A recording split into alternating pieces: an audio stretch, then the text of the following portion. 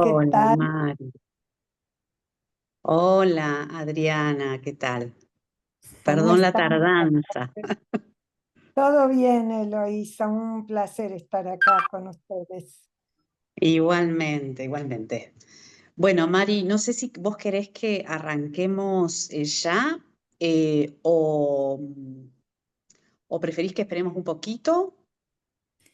Yo diría porque hay gente que está esperando, me iba mandando un mensaje para conectarse. Yo diría de ir comenzando. Veo mucha Bueno, gente perfecto. conocida. Muy bien, sí, todos divinos.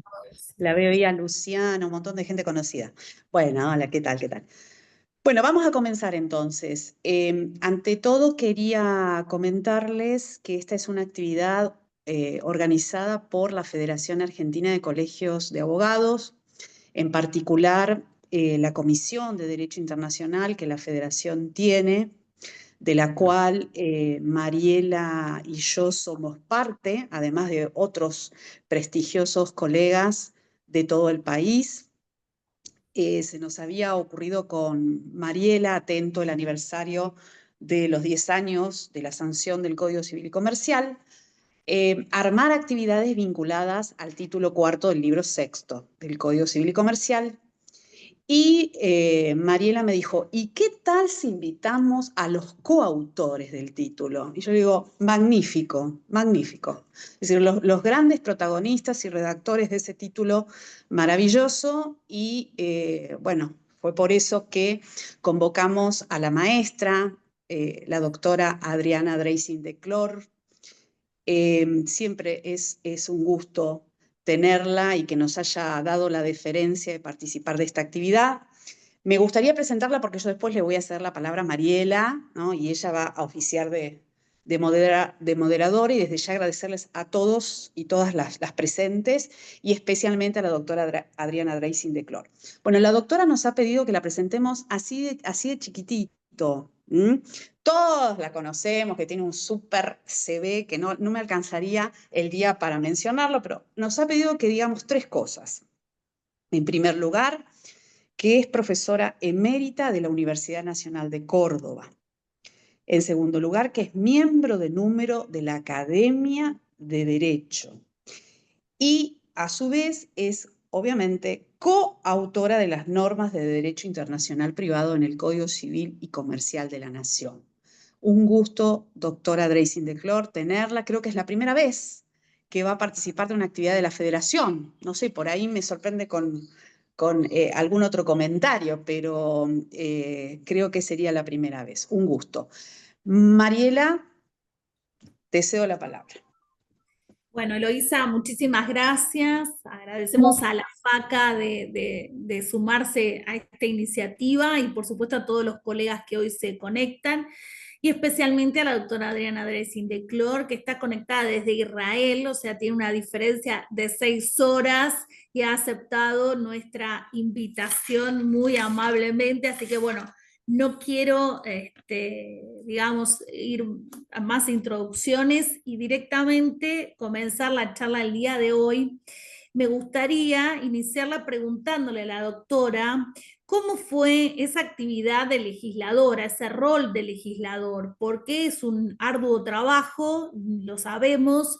Siempre es más sencillo hablar de la ley y desde la doctrina criticar la ley, por qué no pusieron esto, por qué no pusieron este otro término o por qué pusieron esta norma, pero sabemos que es ardua la tarea, que es muy difícil la elaboración, así que comenzamos con esta pregunta, ¿no? ¿Cómo fue ese rol de legisladora? ¿Cómo se trabajó en la Comisión de Derecho Internacional Privado?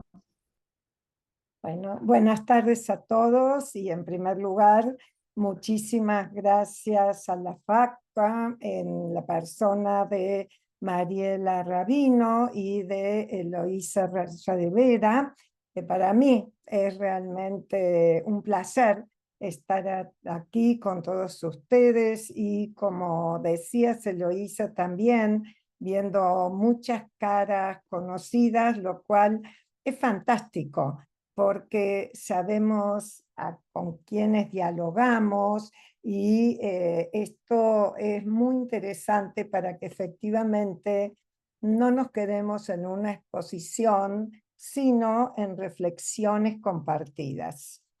Es muy interesante la pregunta que has hecho, Mariela. En general, no comenzamos así con las charlas, pero lo que quisiera señalar en primer término, o en todo caso aclarar, es que yo no me considero legisladora en el sentido clásico de la palabra, a pesar de haber trabajado en elaboración de tratados o, como en esta oportunidad, que lo que me tocó vivir fue el privilegio de integrar la comisión que redactó las normas de Derecho Internacional Privado en el Código Civil y Comercial de Argentina, junto a María Susana Najurieta, María Elsa Usal y Marcelo Iníguez. Y debo decir que fue una experiencia profundamente enriquecedora. Nosotros no inventamos nada de cero. Nos nutrimos de múltiples fuentes, desde el Código Civil de Vélez Sarsfield, los tratados internacionales ratificados o no por Argentina, consultamos con códigos modernos, con instrumentos de soft law, con documentos, protocolos, convenios elaborados en el marco del Mercosur, también de la Unión Europea. Y lo que diría es que nuestro desafío fue respetar la cultura jurídica argentina, esa tradición que viene de la mano de Savigny, pero que también dialoga con el posmodernismo y con soluciones más recientes de derecho comparado. Lo que más valoro es que en el camino se generaron intensos debates, muchas veces con miradas distintas, pero siempre con el objetivo común de ofrecer un sistema sólido, claro y útil. Y de esas discusiones nosotros aprendimos mucho y además nació una amistad en quienes integramos la comisión. Por eso yo diría que más que sentirme legisladora, me siento una intérprete y transmisora de una tradición jurídica con la enorme responsabilidad de haber podido aportar mi voz en una obra colectiva que busca servir a la justicia y a la paz. A partir de esto, sí se podría entrar en diferentes cuestiones, pero creo que el tema que justamente vamos a abordar en la tarde de hoy es más que interesante para explicar de alguna manera cómo se ha trabajado y por qué se han incorporado algunas soluciones, se han dejado de lado otras, y de todos modos quedo abierta a preguntas y al diálogo que pueda generar la exposición. Perfecto, muchísimas gracias por tus palabras. Justamente cuando le invitamos a Adriana a esta charla, la invitamos en forma amplia y le dijimos qué tema quería abordar del nuevo código, considerando que la FACA nuclea abogados que ejercemos la profesión, ¿no? Con esta mirada, digamos, quizás no tan académica, sino más bien práctica de la materia. Y Adrián eligió un tema que es muy novedoso y súper interesante en el código, que son las comunicaciones directas entre jueces, ¿no?, de distintos países. Así que bueno, gracias por explicarnos cómo fue tu experiencia. Bueno, te digo, no ya como entonces legisladora, sino como, digamos, intérprete, y pedirte ahora que nos cuentes cómo surgió esta idea de las comunicaciones directas y cómo funcionan. Te escuchamos muy atentamente. Bueno, muy bien. Yo para referirme a este tema voy a hacer hincapié, como decía cuando presenté la idea, en que se trata una herramienta que está presente en la legislación, pero aún un tanto ausente en la práctica. Y para comenzar, he pensado que la justicia se fortalece cuando las voces de los jueces pueden escucharse sin intermediarios, como un diálogo que traspasa idiomas y fronteras. Y entonces aquí puede haber también abogados que no conocen qué es esto de las comunicaciones judiciales directas.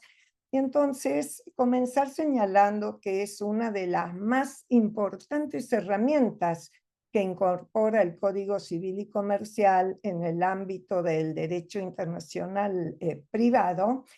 Y en realidad se trata de una suerte de puente entre jueces de distintas orillas que no constituye solo un trámite procesal. En todo caso, es la metáfora de que la justicia, como el río, no reconoce fronteras. Y entonces, ¿cómo he diagramado esta exposición? A través de plantearnos algunos interrogantes que intentaremos ir respondiendo. ¿Por qué? Porque comenzamos preguntándonos en dónde y cuándo aparece la figura en nuestra legislación, cuáles son sus caracteres, cuáles son las razones que justifican la incorporación legislativa de las comunicaciones judiciales directas y cuál es el propósito de las mismas. Además, otra pregunta interesante que nos podemos hacer se refiere a las vías de implementación de las comunicaciones judiciales directas para finalizar centrándonos en alguna ejemplificación o jurisprudencia y en los sectores adecuados para la utilización de las comunicaciones judiciales directas, lo que surge en mucho de esa poca jurisprudencia con la que contamos. Finalmente, quedarnos con algunas reflexiones en torno a los aspectos por los que consideramos que se trata de una herramienta sumamente favorable a la realización de justicia, pero siempre dentro de los límites que reconoce. Y dicho así, el planteo de la exposición, tenemos que comenzar entonces señalando que esta figura aparece en el artículo 2612 y que en el borrador que nosotros elevamos a la comisión no estaban todavía incorporadas, sino que esto surge luego en Ministerio de Justicia y debo señalar que fue un avance sumamente importante que se produjera esa incorporación, ya que nosotros teníamos la clásica herramienta en asistencia procesal internacional que aparece en la primera parte del artículo 2612, que recuerdo para quienes no lo tienen presente, que señala que sin perjuicio de las obligaciones asumidas por convenciones internacionales, las comunicaciones dirigidas a autoridades extranjeras deben hacerse mediante exhorto. Y aquí, en su segunda parte, cuando la situación lo requiera, los jueces argentinos están facultados para establecer comunicaciones judiciales directas con los jueces extranjeros que acepten la práctica en tanto se respetan las garantías del debido proceso. Se trata entonces de un instrumento sumamente útil, novedoso en la legislación argentina, aunque no lo sea tanto a nivel convencional. ¿Por qué? Porque la norma se inspira en estándares internacionales promovidos por la Conferencia de La Haya de Derecho Internacional Privado y también otros instrumentos de cooperación, en especial convenios sobre sustracción internacional de menores, 1980, y sobre obtención de pruebas de 1970, en los cuales las comunicaciones judiciales directas han probado ser un medio eficaz de colaboración. Ahora bien, en nuestro país, lo que se requiere a la hora actual es una mayor difusión en el ámbito judicial. Del rastreo que hemos efectuado, si bien este no es exhaustivo, surge que la herramienta no es empleada en la medida de su importancia. Pese, en primer lugar, a 10 años que lleva en vigor el Código Civil y Comercial de la Nación, el crecimiento exponencial que se observa en las situaciones judiciales internacionales y el desarrollo de la interconexión global, que es fruto de los notorios e innegables avances tecnológicos. Tal como hemos visto que se señala en la primera parte del artículo que las aborda, y es tradición en el país y en realidad en el mundo entero, la regla, ¿cuál es? Es la comunicación mediante exhortos. Sin embargo, en casos de urgencia, en razón de los intereses que se encuentran en conflicto, se prevé la habilitación de comunicaciones directas entre el juez que solicita la asistencia y el que la presta, práctica que, como hemos dicho, está condicionada, y está condicionada por dos factores principalmente, que son que el juez extranjero admita esta vía de comunicación y que no se vulneren las garantías del debido proceso.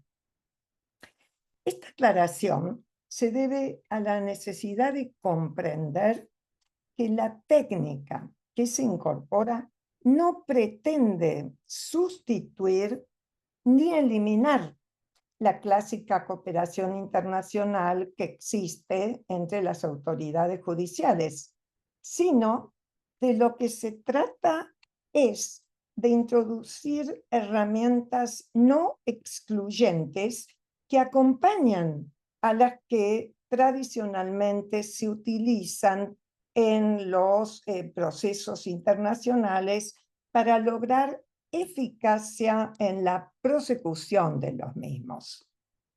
En realidad diría que no está de más recordar que la cooperación internacional, como rasgo característico del derecho internacional privado, presenta una dimensión altamente desarrollada en el proceso, y es imprescindible paliar los inconvenientes que producen el desarrollo de la imposibilidad de ejercer el poder jurisdiccional más allá de las fronteras del propio Estado, con el objetivo de realizar actos procesales. Es por este motivo, entonces, que la cooperación jurisdiccional internacional va buscando y va sumando vías que agilicen los procesos, y las comunicaciones judiciales directas son indudablemente un magnífico instrumento a tal efecto. Otro de los interrogantes que hemos planteado: ¿cuáles son las razones que justifican la incorporación legislativa de esta herramienta? El fundamento que inspira la incorporación de las comunicaciones judiciales directas pasa por considerar la participación activa, coordinada y simultánea de autoridades judiciales de diferentes estados para resolver casos concretos. Y de esta suerte se entiende que su desarrollo y consolidación se produzca de manera paralela a la conformación de redes. En este orden de ideas cabe destacar, por ejemplo, la Red Internacional de Jueces de La Haya, que es a la vez que un ejemplo, es un modelo de vinculación en el cual las comunicaciones judiciales directas demuestran su rol en la facilitación de adopción de resoluciones jurisdiccionales con la celeridad que exigen las situaciones derivadas de la sustracción internacional de niñas y niños. Ahora, ¿cuál es el propósito de estas comunicaciones judiciales directas? El objetivo es contribuir fundamentalmente a la disminución de los plazos que insume la diligencia y favorecer la adopción de resoluciones más informadas y con mayores posibilidades de efectividad de solución.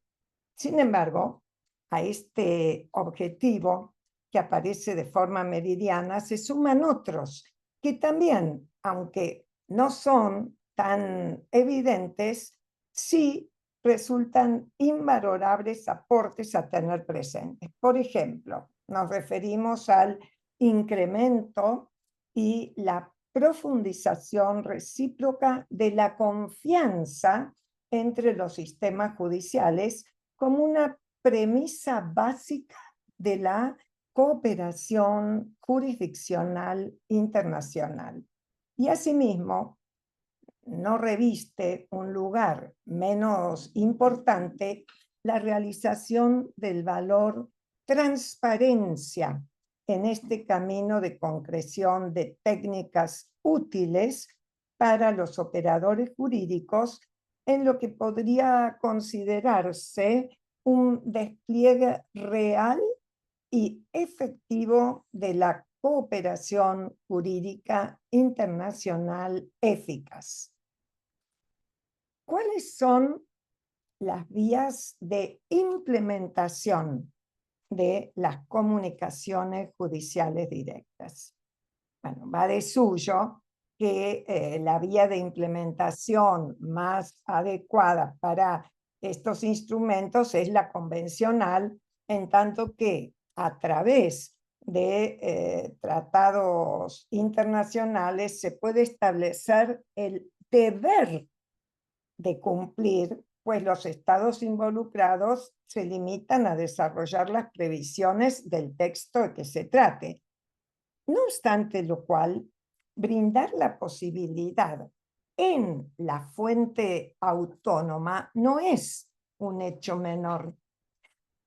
En el desarrollo más reciente de los litigios civiles internacionales, la tendencia que se sugiere, como bien lo señalaba nuestro querido profesor Basedow, transita por requerir a los tribunales y a otros organismos de distintos países implicados en un mismo caso a comunicarse directamente entre sí para resolver diversas cuestiones, incluyendo en ocasiones las relativas a la competencia. Bueno, por otra parte, traemos a colación también un instrumento de soft law elaborado en el marco de la Red Interamericana de Jueces de La Haya, que bajo ningún punto de vista puede dejar de apuntarse al referirnos a esta temática. Y se trata de los lineamientos emergentes relativos al desarrollo de la Red Internacional de Jueces de La Haya y de una serie también de principios generales para las comunicaciones judiciales en el contexto del convenio del 25 de octubre de 1980 sobre los aspectos civiles de la sustracción internacional de menores.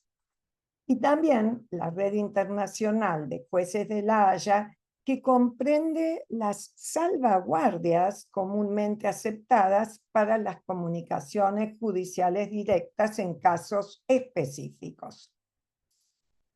El hecho de no estar receptadas normativamente por los ordenamientos en su fase autónoma generó problemas en torno a los fundamentos jurídicos para su utilización. Es así que el tema fue motivo de preocupación de algunos jueces que, si bien conocían la existencia de estas comunicaciones, no se sentían muy cómodos en utilizarlas porque su normativa procesal no las contemplaba en específico, cuestión que actualmente en Argentina, con la incorporación, está superada. ¿Y qué pasa en la jurisprudencia? Hay casos en los que se utilizaron las comunicaciones judiciales directas. No son muchos los casos, pero se ha iniciado un camino que, aunque no utiliza directamente las comunicaciones, sí se mencionan y se implementan de distinto modo, y este es, diría que, un camino esperanzador a tal efecto. Justamente le pedí a Fabio Mastrangelo, que anda por aquí, que me ayudara con esto de la jurisprudencia, porque él está trabajando de manera muy profunda este tema, y estuvimos conversando con Fabio acerca de un caso que es un recurso extraordinario de inconstitucionalidad. Fíjense ustedes, del 27 de diciembre de 2016. Y aquí la que se pronuncia es la Corte. En el punto 22 de los considerandos, el fallo establece que las concretas circunstancias del caso también justifican acudir a las comunicaciones judiciales directas y a la intervención de los jueces de enlace en la etapa de ejecución de la orden de retorno, en tanto permiten la coordinación de todos los magistrados llamados a intervenir en el asunto para la adopción de medidas urgentes y o provisionales de protección. Esa doctrina de fallo, luego se los doy a Mariela para que les quede para quien quiera buscarlo, pero fíjense ustedes que aquí la Corte lo que hace es sugerir o señalar la importancia de utilizar comunicaciones judiciales directas y no recabar de que las mismas se hayan empleado. Una pena que es un fallo de hace 9 años que podía haber dado lugar a una dinámica diferente en la utilización de las comunicaciones judiciales directas. Solo recuerden ustedes que una de las condiciones es que sea receptada normativamente por ambos ordenamientos, por el juez de un estado y por el juez del otro que también interviene. También hay otro caso con sus particularidades que tuvo lugar en Villa Dolores. Es un recurso de apelación y en este supuesto, en realidad, las fuentes indican que el señor Haseche, que se encontraba él físicamente en Alemania, participó en una audiencia en julio de 2023 mediante conexión internacional. Ahora, si bien esto demuestra el uso de tecnología para facilitar la participación en el proceso transfronterizo no es específicamente comunicación judicial directa entre ambos magistrados, sino que es un marco en el cual participa uno de los protagonistas. Los documentos, en el caso, no hacen mención explícita de comunicaciones judiciales directas en el sentido de canales formales de comunicación establecidos directamente entre los jueces de los diferentes estados para coordinar el caso, más allá de las solicitudes de restitución remitidas por vía diplomática a través de los ministerios de Relaciones Exteriores.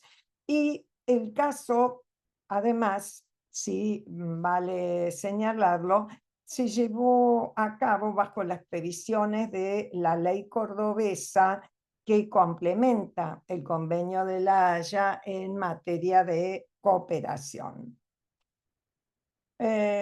Ahora bien, otro de los instrumentos, de los interrogantes que he planteado, sin perjuicio de volver luego al tema de jurisprudencia, pero no ya de nuestro país, sino en materia de derecho comparado.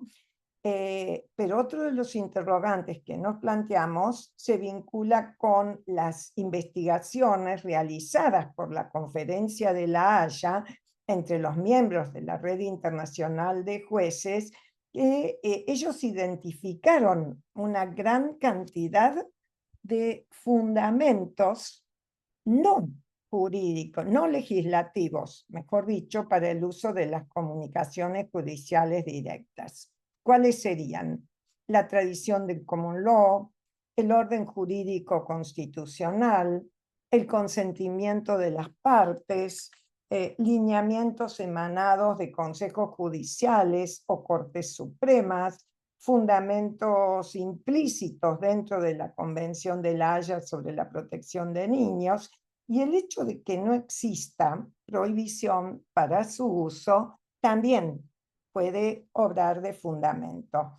Ahora, prácticamente no se han detectado rechazos a las comunicaciones judiciales directas en los países representados en la Red Internacional de Jueces de La Haya. Sin embargo, vuelvo a repetir, hay en la práctica comparada algunos otros ejemplos relevantes en materia de jurisprudencia, como es el caso de Abbott versus Abbott. Este fue resuelto por la Suprema Corte de Estados Unidos, y si bien estaba centrado en la sustracción internacional de niños, allí se destaca la importancia de las redes judiciales y también particularmente de la comunicación directa entre jueces para la ejecución efectiva del Convenio de La Haya. Otro caso interesante es el caso Re, resuelto por la House of Lords en Reino Unido, en que la jueza Hale subrayó que la cooperación internacional no podía limitarse a canales diplomáticos, sino que requería de un contacto judicial directo para proteger al niño involucrado. Fíjense, a esta altura ya este otro interrogante que hemos planteado relativo a cuáles son los sectores adecuados para la utilización de las comunicaciones judiciales directas, no tendríamos mayores dudas sobre la respuesta. Pero hay que destacar principalmente dos ámbitos en que éstas pueden contribuir a realizar sus objetivos. Uno es la obtención de pruebas en el extranjero. El otro, la notificación de documentos en el extranjero. Y en ambos supuestos, estas comunicaciones vienen evolucionando tanto en la dimensión convencional y bilateral como en la autónoma, ofreciendo cada vez mejores y más efectivos medios de comunicación para facilitar la asistencia jurídica internacional. Ahora, debo aclarar que es con relación a los niños cuando analizamos el sector en que se refleja esta tendencia.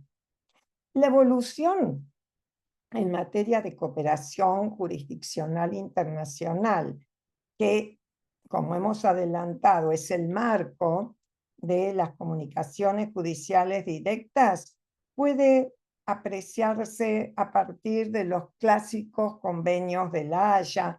Me refiero a 1954, 1 de marzo del 54, sobre procedimiento civil. Luego el convenio del 15 de noviembre de 1965 sobre la notificación o traslado en el extranjero de documentos judiciales y extrajudiciales en materia civil y comercial, y el convenio de La Haya del 18 de marzo de 1970 sobre la obtención de pruebas en el extranjero en materia civil y comercial, y también está presente la cooperación jurisdiccional en el convenio sobre exhortos o cartas rogatorias de Panamá de 1975, y mucho más cercano en el tiempo el convenio iberoamericano sobre el uso de conferencia en la cooperación internacional entre sistemas de justicia, que fue celebrado en Mar del Plata 2010. Además, en el convenio, en tanto en el convenio de sustracción internacional de menores, así como sobre adopción de 1993, no ratificado por Argentina, o sobre responsabilidad parental, que tampoco fue ratificado por nuestro país, se advierte la importancia que adquiere la cooperación en la protección internacional de niños, niñas y adolescentes. Pero tengamos en cuenta que no se agota en los sectores mencionados la utilidad de las comunicaciones judiciales directas.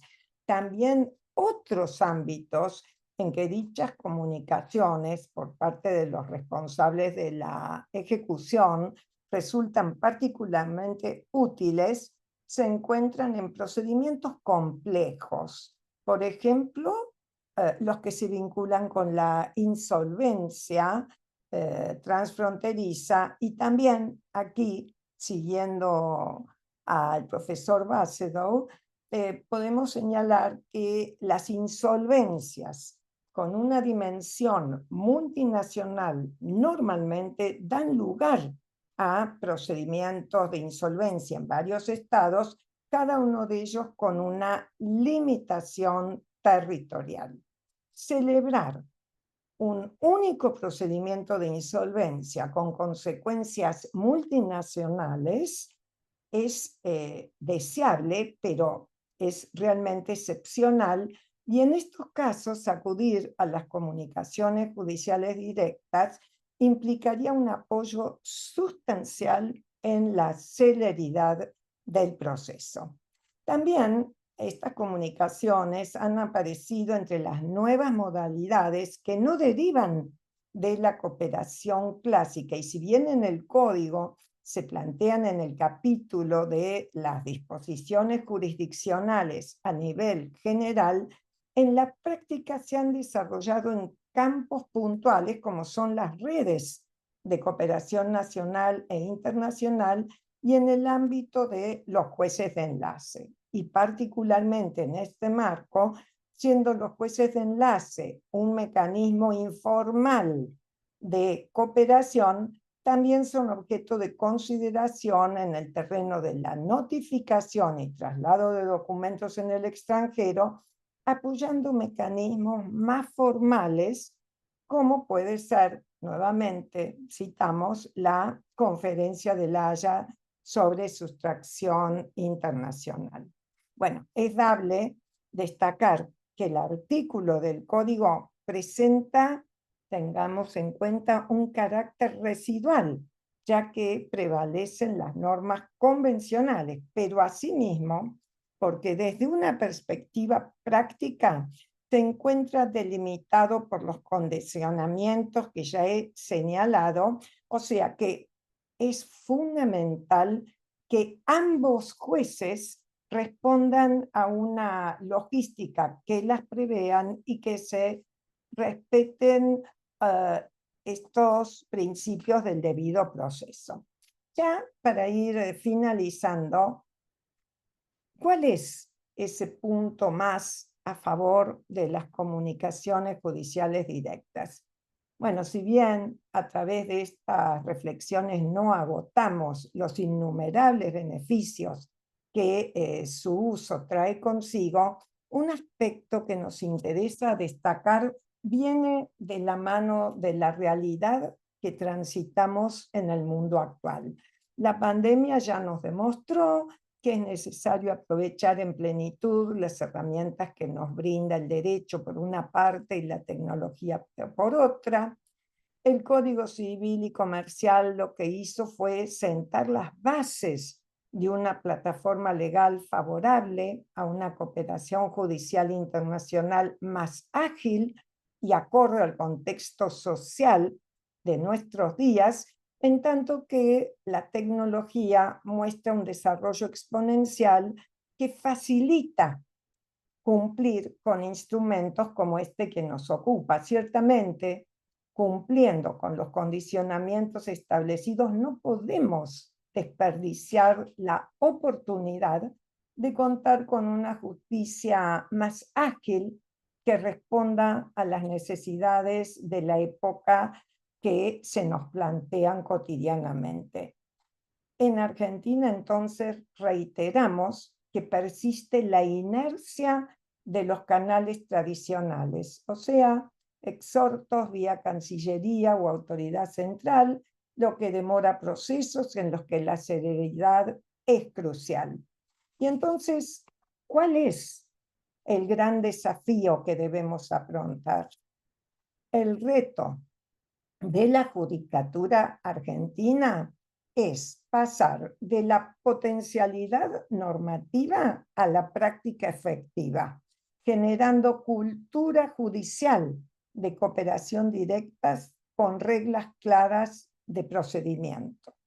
Asegurar publicidad y registro escrito de la comunicación, garantizar el derecho de defensa, capacitar, y esto es fundamental, para lo cual estos foros son un apoyo invalorable, a magistrados, pero también a los abogados en el uso de estas herramientas.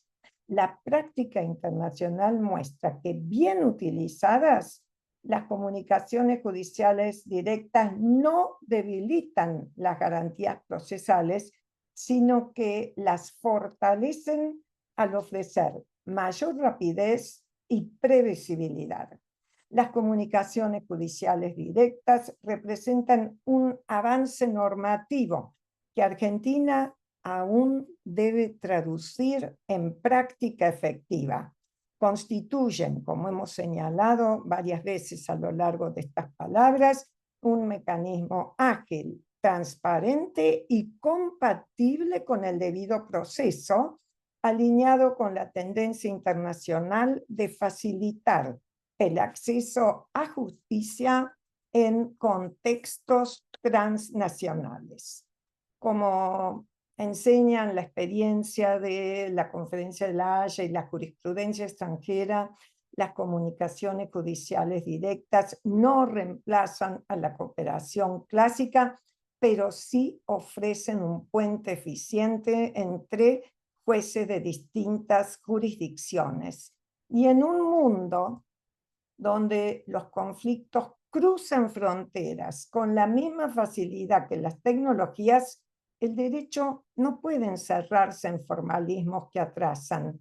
Debe abrir caminos de comunicación. Y así como las palabras encuentran atajos en el diálogo sincero, la justicia encuentra en las comunicaciones directas el camino más breve hacia la verdad.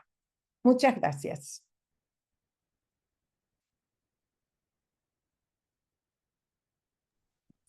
Muchas gracias, doctora Adriana D'Arenci-Declaux. La felicitamos por su muy interesante exposición y por supuesto abrimos a preguntas, que esa es un poco la dinámica, ¿no? También tener un espacio para que planteen sus inquietudes, sus dudas.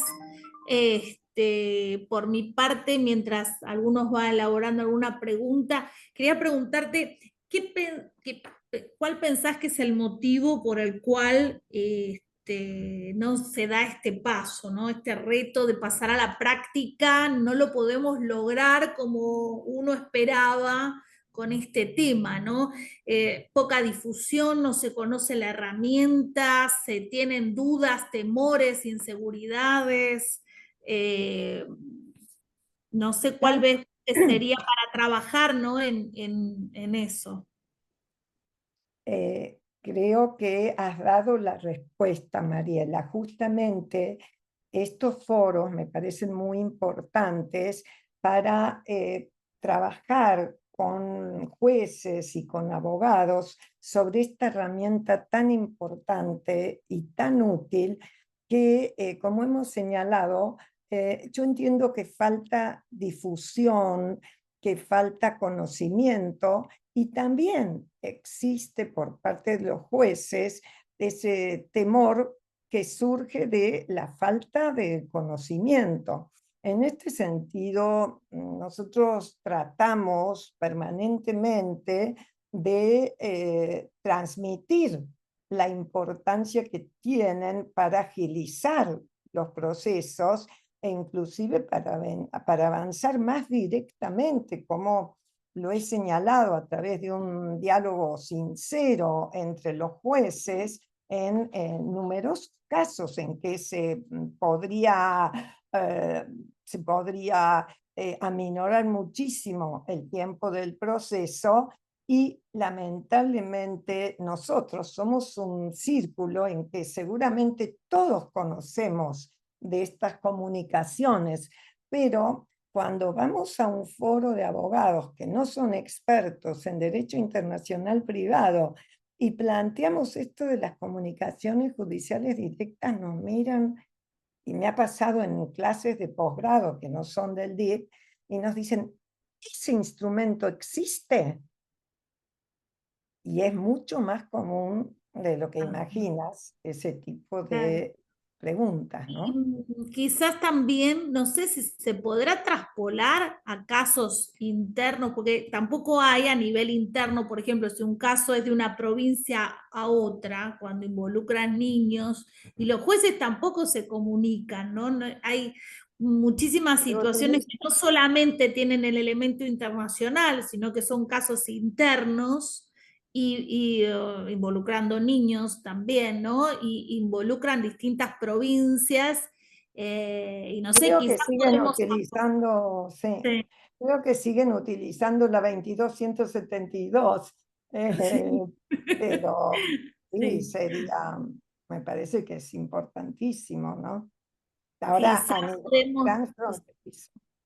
claro, digo, desde el derecho internacional privado también aportar esta herramienta a casos que no son internacionales, sino que son internos, pero nos encontramos con casos interprovinciales que tampoco no se comunican, no hay posibilidad de comunicación. Se me ocurre a mí que sea una herramienta muy importante si la podemos difundir también desde ese lugar. Mira, Mariela, me excede el ámbito que planteas, porque es tan vasto el del derecho internacional privado que yo te puedo hablar desde esa perspectiva. pero entrar en el derecho privado no me animo.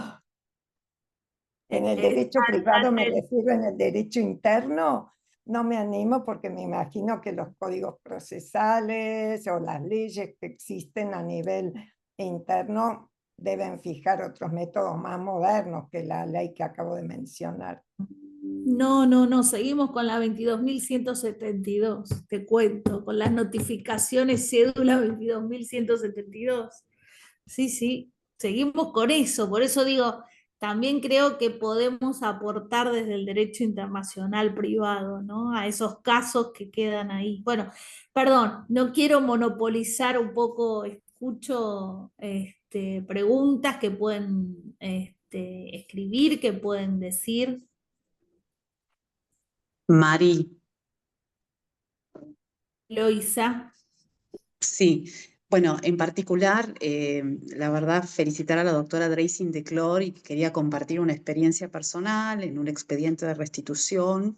Específicamente, yo solicité en trámite ante la Justicia de Familia de Pilar, pedí la comunicación directa entre la juez de Pilar con una jueza de España y me la negaron, me dijeron, no, ocurra por la vía correspondiente, utilice el exhorto internacional. La verdad que siento que efectivamente los jueces primero desconocen el instituto y segundo le tienen mucho temor por el tema de la garantía de defensa en juicio y la tramitación y el principio de legalidad y creo que eso les juega una mala pasada. ¿Mm? Es tal cual lo dices y complementa lo que planteó Mariela. Esto está normativamente receptado en el caso particular, tanto por Argentina como por España, que tiene una magnífica legislación en materia de cooperación jurídica internacional, y existe ese temor. Por eso señalamos la importancia de crear el registro, de crear distintos modos que les ofrezcan garantía a los jueces para la utilización y que estas comunicaciones judiciales directas pasen a ser el instrumento permanente para resolver sobre todo casos de restitución. Hemos hablado de insolvencia, de notificaciones, de distintos ámbitos en que se puede utilizar, pero en el ámbito del derecho internacional de familia realmente son esenciales frente a las urgencias que plantean esos supuestos en especial, ¿verdad? Así que sí, comparto tu frustración al al no haber acudido el juez a una comunicación judicial directa y pedir el camino del exhorto, ¿verdad? Comparto totalmente esa frustración. Que además la Corte, porque esto es importante, ustedes, para citar muchas veces, cuando solicitan, la Corte sostiene que se deben utilizar en el fallo, en ese considerando 22 del fallo que hemos señalado, ¿verdad? Entonces, ahí tenemos fundamentos fuertes para acudir a darle sostén al pedido, sustento. Está Gracias, también, doctor.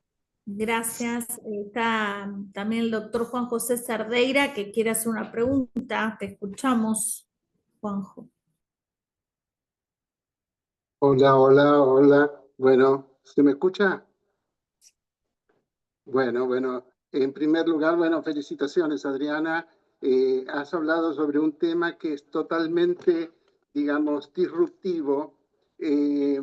Yo solamente recordar, excelente exposición, solamente hacer hincapié en que mucho de la negociación que hemos hecho en el ámbito de los acuerdos del Mercosur de cooperación jurídica, el planteo de las comunicaciones directas entre jueces de zonas de frontera, era en ese caso principalmente, vos sabés que desde la perspectiva de algunos de los países del Mercosur no ha sido muy bien recibida.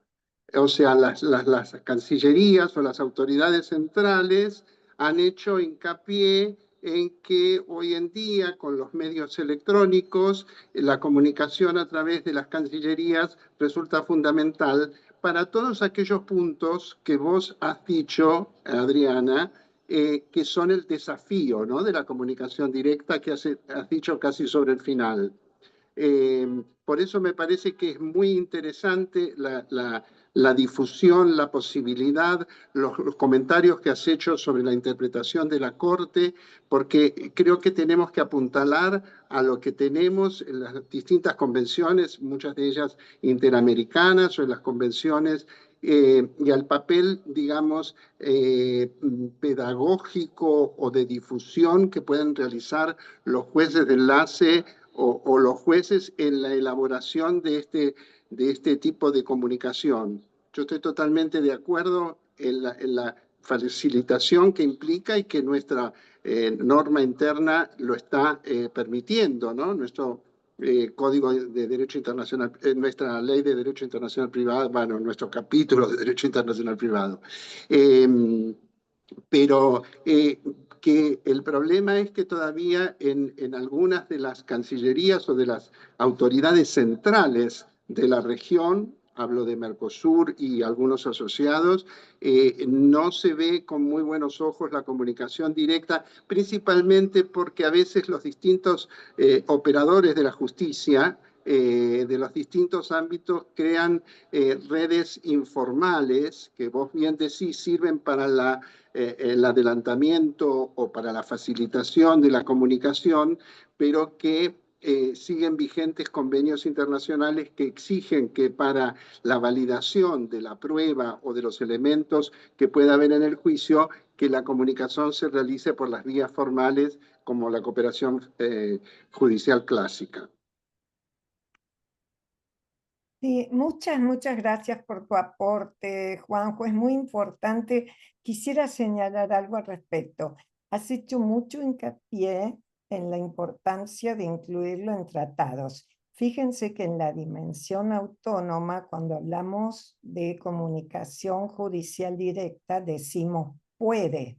Cuando hablamos de convenciones, decimos debe. Y esto es un punto fundamental del por qué tenerlo incorporado en tratados, como vos decís, Juanjo, sería lo más loable, ¿verdad? Muy buena aclaración, muy buen punto. Es ahí a donde íbamos, ¿no? Y a un poco contar a veces que la perspectiva que puede venir desde el ámbito europeo, donde la comunicación es mucho más fluida y la difusión de las normas es mucho más cercana, en nuestros países a veces es más complicada. Por eso es importante también, como decías, la necesidad de capacitación, de difusión y esa tarea pedagógica que hacen las redes de enlace o este tipo de foros como el que estás hablando.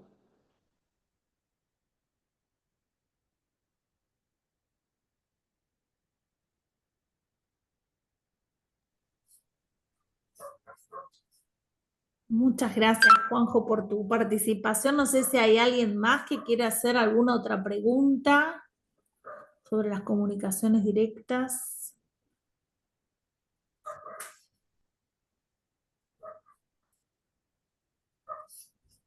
Acá te están felicitando por el chat, por la exposición. Muchas gracias. Ahí vi. Ahí está, Mariela. Sí, ¿puedo hablar, Mariela? Sí, por supuesto, perdón, no te vi, Fabio. No, Dale, está bien. estaba buscando, a ver si, dale, te escuchamos. Gracias. Bueno, felicitar a Adriana, está de más decir lo importante que es el tratamiento de un tema como este. Y dos o tres cositas me parece importante decir. Lo que dice Juanjo, que es alguien que está desde adentro, como decimos nosotros, de la cocina, de la creación de los instrumentos, al menos a nivel Mercosur. Y fíjense que en el Mercosur, de manera en derecho interno no existen las comunicaciones judiciales directas, solamente las tiene en el proyecto de ley perdón, en la ley de Derecho Internacional Privado Uruguay.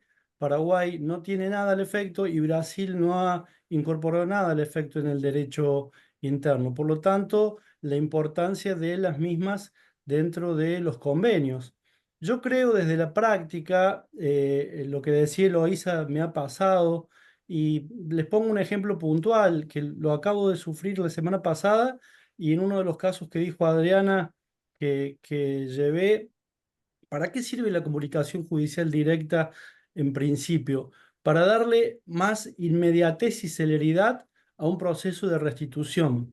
Yo creo que el problema está, como ha ocurrido en el devenir del derecho internacional privado, con el miedo de los jueces, digo miedo en un sentido, ¿no? La exposición de los jueces de usar una herramienta que no se conoce, deberían conocerla, pero siempre digo, la tarea nuestra de todos los que estamos acá a través de este tipo de actividades es llevarle al juez todas las herramientas, aun cuando no las conozca. Porque yo doy siempre el mismo ejemplo, he hablado con jueces, tengo 200 expedientes de alimento en mi escritorio y me cae una restitución y ustedes me hablan de la Haya, de buenas prácticas, del convenio y no tengo tiempo. Entonces, que es una realidad material, por lo menos en nuestro sistema. Entonces, la importancia de que se haga conocer la existencia de estos instrumentos, porque lo que decía Adriana, en posgrados, dicen, wow, ¿qué es esto? O un juez te dice, no la conocía. Bueno, no creo que ese sea el problema es hacérselo conocer. Pero luego en la práctica, la forma en la que están implementadas, por lo menos en materia de restitución internacional de menores, también a veces tenemos que buscar la manera de alivianar ese peso. El hecho de que se tenga que hacer siempre a través de los jueces de enlace es una ventaja en algunos casos y en otros casos es una desventaja.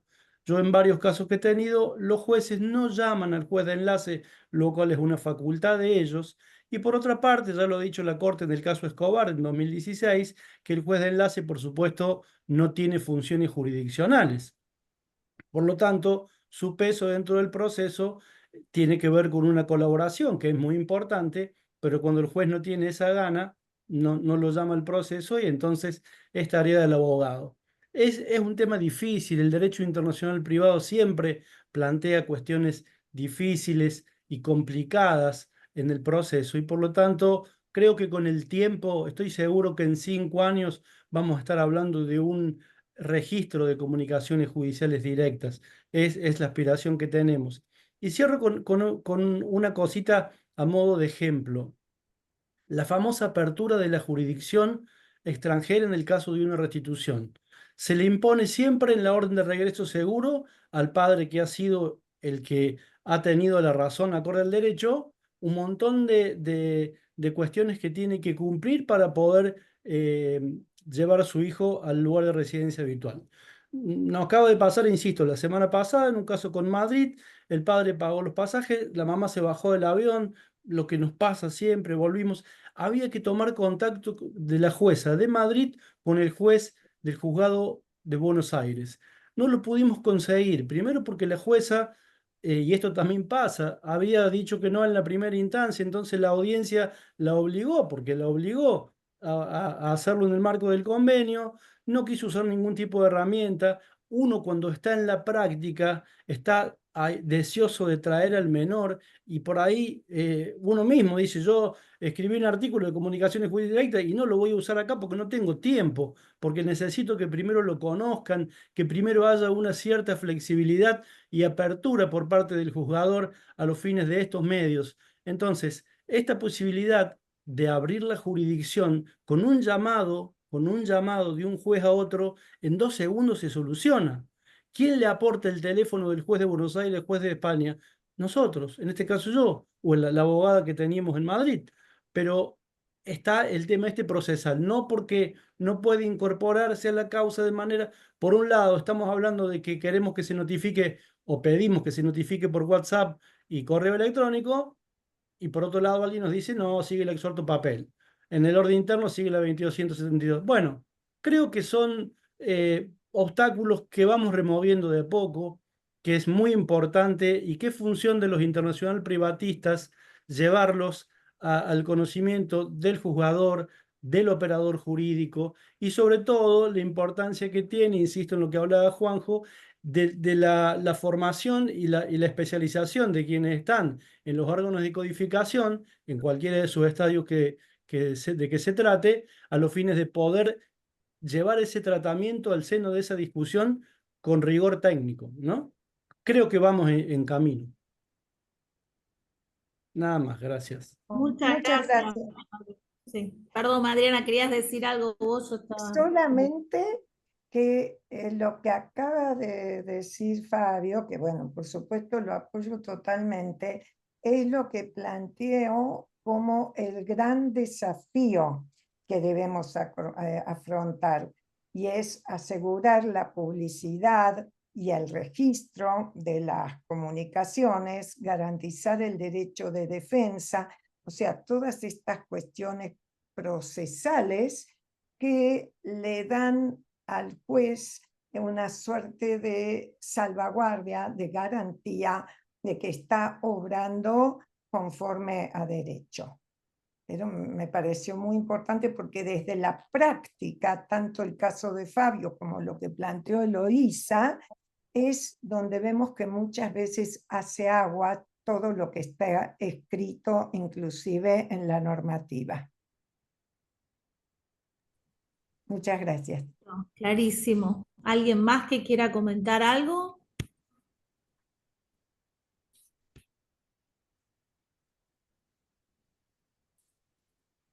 Bueno, entonces si no hay más preguntas, solo nos resta volverle a agradecer a todos los participantes y a Adriana. Y bueno, en este camino, ¿no? de bajar esa teoría a la práctica, estamos en la comisión de FACA trabajando para acercar a nuestros colegas herramientas concretas que les permitan resolver sus casos, ¿no? Difundirlas, tratar de debatirlas, concientizarlas y ver lo que nos falta para lograr su implementación. Así que bueno, vamos dando pasitos en este sentido desde los colegios de profesionales y desde la FACA, quien nos nuclea, para alcanzarlo. Así que bueno, muchísimas gracias a todos por la participación y siempre estamos dispuestos en la comisión a que nos acerquen proyectos, comentarios o actividades que quieran implementar.